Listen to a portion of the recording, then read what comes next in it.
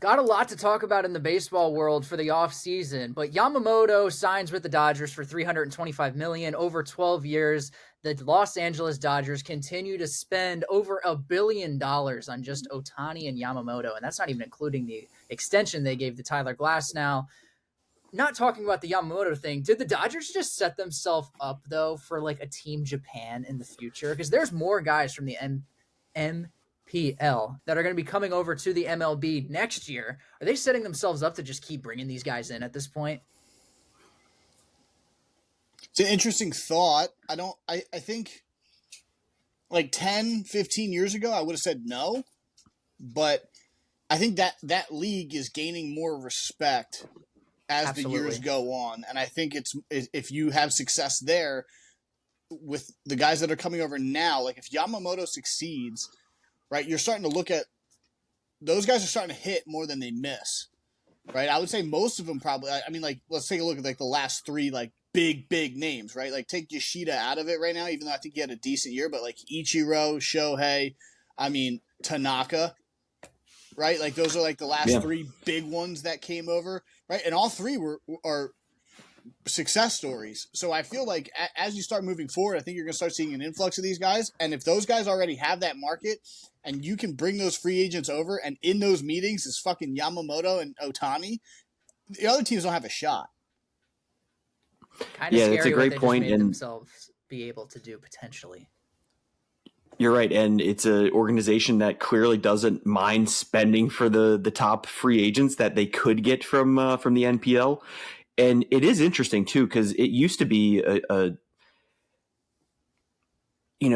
when signing players from Japan and from Asia, even the best of the best, like they just didn't succeed in the MLB. And I never understood why.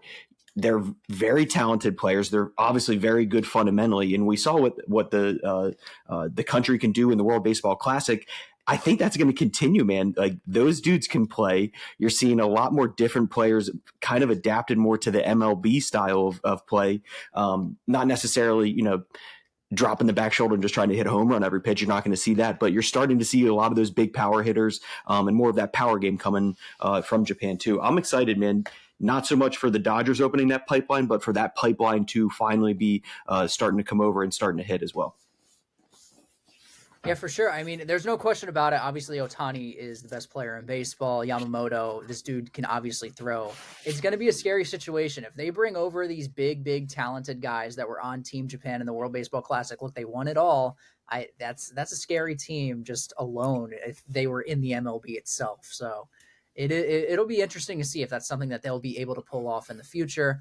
For what it's worth, though, Yamamoto, his past 4 starts in the World Baseball Classic and in the MPL playoffs were not pretty. So I hate to say it, but maybe it was the Dodgers were a perfect fit because it seems like he's not able to also pitch in the playoffs.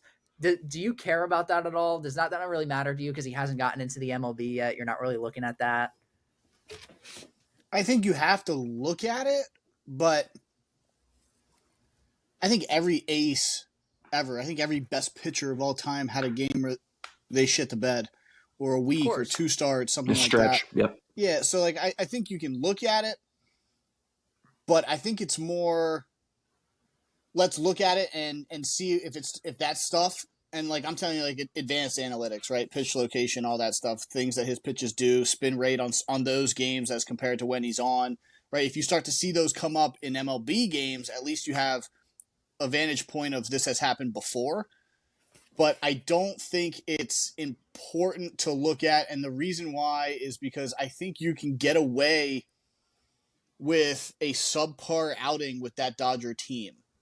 You know what I'm saying? Like if he goes 20-4 and he's giving up 4 a game, but they're scoring 8 to 9, I don't think it really matters.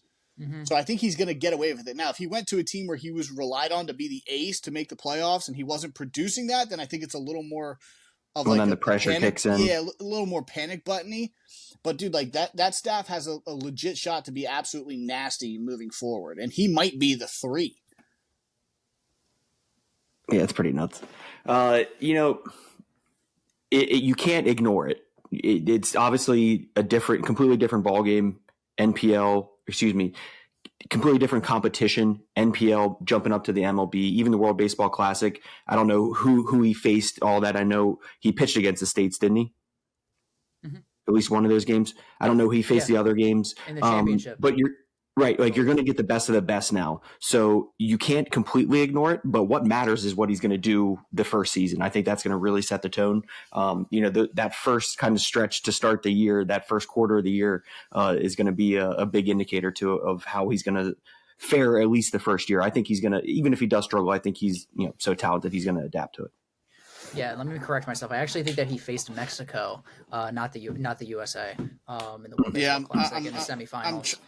I'm trying to pull it up right now. World Baseball Classic 2023 schedule.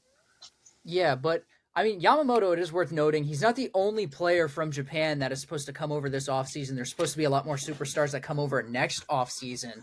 But this offseason specifically, the one guy I think that some people are starting to turn their heads now, along with just the pitching market of what's left out there, is this dude. Sorry, if I'm going to mispronounce the name. It's only natural for this podcast for me. Shota Imagna. He's a left-handed pitcher, nicknamed the Throwing Philosopher. So I'm buying in just on that. He got this nickname, man. And I've heard that's a good nickname. That the New York Yankees are looking at this dude and a little interested. And maybe since they missed out on Yamamoto, maybe they sign this dude. Maybe he's their 4th spot in their rotation. Who knows? But I'm buying in just based off of the nickname. Yeah, it's a dope nickname.